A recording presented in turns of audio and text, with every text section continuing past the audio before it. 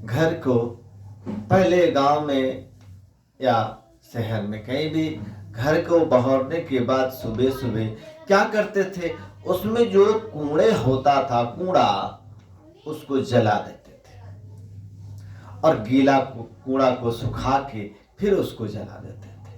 और जो घास फूस होता था, जो सब्जी के छिलके होते थे, वो गाय भैंस को खिला देते थे। और आज क्या है कि कूड़ा हो, गीला हो, सूखा हो, कुछ भी हो, बस एक ही में सड़ता रहता है। तो निगेटिव ऊर्जा घर में से कैसे जाएगी?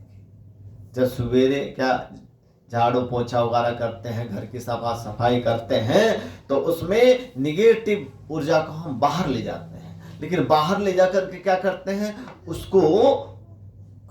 उसको सड़ा देते हैं। और सड़ाने के बाद जो नेगेटिव ऊर्जा हमने घर से बाहर निकाली थी, वो डबल हो जाता है। तो पहले घर में ग्रह क्लेश वगैरह कम थे, सुख शांति से लोग रहते थे। लेकिन आज हर जगह में निगेटिव पॉइंट्स हैं, भले वो करोड़पति हो या अरबपति हो या छोटे पति हो, हाँ, या लाखपति हो या गरीब हो। क्यों कि कूड़ा को जो भी हम निकाल करके उसको भस्म करते थे तो क्या होता था, भस्म में वो तप जाता था। वो निगेटिव जितने भी ऊर्जा थी वो तप के भस्म हो जाता था। लेकिन जब वह हमारे घर से निकल करके हमारे घर में ही एक कूड़ादान है, उसमें रख करके उसमें जब सड़ता है, तो उस निगेटिव पावर को ऊर्जा मिलती है, बल मिलता है, ताकत मिलता है। और फिर नकारात्मक जितने भी हैं सब घरों में दोबारा वो फैलाता है। तो हम जाके पूछते हैं कि हमारे घर में गृह क्लेश क्यों हो रहा है, बीमारियां क्यों हो रही है, सब इसी के कारण है। अब पहले घास फूस होता था, गाय ने खा लिया, गाय ने उसको खा लिया और जितने भी निगेटिविटी थी वो सब कुछ गाय के उदर में चला गया। गाय ने खा लिया, उसको गोबर कर दिया। अब गोबर होने के बाद भी उसको तपाया जाता था, जलाते थे। जब वो जलेगा तो फिर से वो तपेगा और तपने के बाद वो खाद होता था और जाकर के फिर खेतों में मिल जाएगा और फिर उसमें से अच्छी फसल निकलेगी। लेकिन आज वो तपता नहीं है, वो सड़ता है। शहर में या चाहे गांव में उसको सड़ा देते हैं लोग। तो जितने भी निगेटिविटी है सब वापस चल करके उसी घर में जहां से वो निकला था वहां पहुंच जाता है। तो गृह क्लेश होगी, बीमारियां फैलेगी। अगर आप देखो कि कूड़ा इकट्ठा होकर के जहां पे डाला जाता है, जहां पे सड़ाया जाता है शहर में ही, और वहां से आप गुजर जाओ तो वहां आप 2 मिनट 5 मिनट खड़े नहीं हो सकते। क्यों?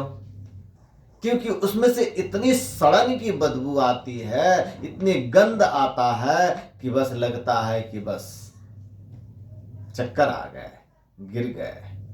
क्योंकि जितने भी नेगेटिविटी थी उसी में है, सड़ रही है, गल रही है। और जा करके वहां से जो विस्फोट होता है पूरा नगर में, पूरा आसपास के एरियो को दूषित करता है और फिर वो क्या होता है, बीमारी पैदा होता है।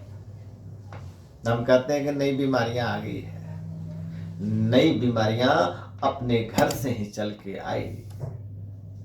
भूत को अगर ताकत मिलेगा तो क्या होगा, बलवान होगा। वैसे ही इसीलिए हम हवन पूजा भी करते हैं। क्यों घर में? इसलिए करते हैं कि जब उसमें स्वाहा करते हैं, उसमें डालते हैं, कोई मंत्र के अंत में स्वाहा बोलते हैं, मतलब वह भस्म होना है। हमारी जितने भी निगेटिव है ऊर्जा शरीर में, घर में, तो उसमें भस्म हो जाता है। और भस्म होने के बाद हमारे पॉजिटिव ऊर्जा प्राप्त होता है। इसीलिए देश में, नगर में, घर में, गांव में हवन पूजा वो कराते रहते हैं। पहले ऋषि मुनि हर देश में हर राजा 100 यज्ञ, हजारों यज्ञ कराते रहते थे। क्यों?